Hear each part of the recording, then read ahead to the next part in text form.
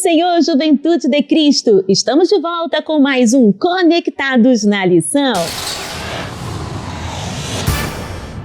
Muito bem, estamos de volta com mais um Conectados na Lição. E eu já quero, gente, dar boas-vindas aos nossos convidados. Eu estou falando dele, do nosso comentarista da lição, Pastor Sérgio Costa. Seja muito bem-vindo, querido pastor, e também aos nossos representantes da Juventude de Cristo. Estou falando dela, nossa diaconisa Jennifer Welter. Seja muito bem-vinda. E representando os rapazes, ele, diácono Vitor Rangel. Seja muito bem-vindo. E a lição de hoje, a número 3, traz o título Seja Prudente e Vigilante. E já queremos fazer a primeira pergunta ao nosso comentarista da lição, pastor Sérgio Costa. Seja muito bem-vindo, pastor. Quem eram os 10 virgens dessa parábola? Paz do Senhor, tia Aninha. Paz do Senhor, Juventude de Cristo. Meus amados irmãos.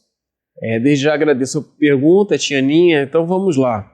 Então, quem eram as 10 virgens das parábolas? Esse tema é muito curioso, porque muitas pessoas por um bom tempo achavam que as 10 virgens eram 10 noivas. Achavam que o noivo aqui estava se casando com 10 noivas. Mas na verdade não. Historicamente, e aí a gente volta àquele contexto sociocultural, as 10 virgens eram 10 damas de honra, e elas não eram somente as damas de honra que adentravam na casa do noivo junto com a noiva, mas elas também eram responsáveis em cuidar da noiva nas preparações do casamento. Então elas eram acompanhantes da noiva.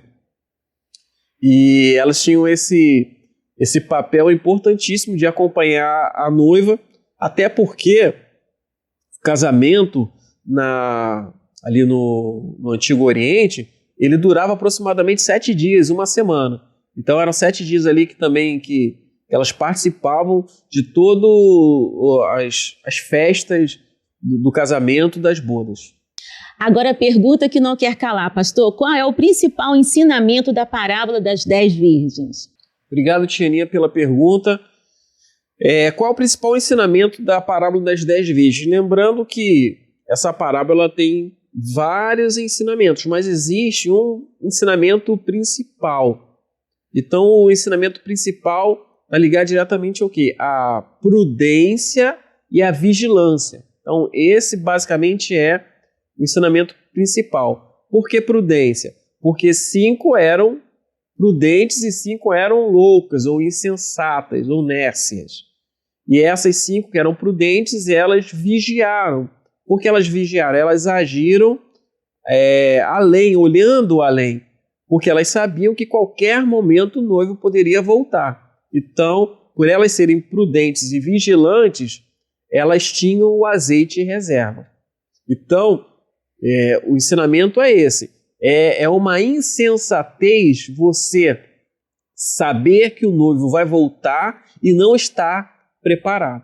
Então, a preparação, essa é o grande ensinamento. Nós devemos estar preparados, porque a qualquer momento o noivo pode voltar. Uau, conectou? Lembrando que a editora Betel disponibiliza o PIL, Plano de Incentivo à Leitura, que são textos que vão subsidiar os estudos da Palavra de Deus. Estamos aqui com os representantes de Cristo e eu quero já dar boas-vindas a ela, diaconisa Jennifer Welter. Seja bem-vinda. O que o PIL traz para a gente nessa semana? A paz do Senhor, tia Aninha, a paz do Senhor, pastor Sérgio, a paz do Senhor, Vitor, a paz do Senhor, Juventude de Cristo. O PIL, que é o nosso programa de incentivo à leitura, da lição de número 3, tem por título o significado da vigilância, na qual o Senhor, ele sempre alertou os seus discípulos, ele vem nos alertando sobre a necessidade de vigiar, porque o inimigo das nossas almas, ele quer apenas uma brecha, ele quer apenas um deslize para que ele possa adentrar. E pastor Sérgio, a Juventude de Cristo quer saber qual é o significado da palavra vigiar. Obrigado, Jennifer, pela pergunta. Qual é o significado da palavra vigiar? Então, se a gente for pegar aqui no dicionário, a palavra vigiar significa permanecer atento, observar com atenção e estar alerta. Então, o cristão, ele nunca pode não estar alerta, ele sempre tem que estar alerta, ele sempre tem que estar em condições de. Porque nós vivemos numa batalha espiritual constante, sem contar que a qualquer momento o Senhor pode voltar, no abrir e piscar de olhos, no momento indivisível do tempo pode ser a volta de Cristo.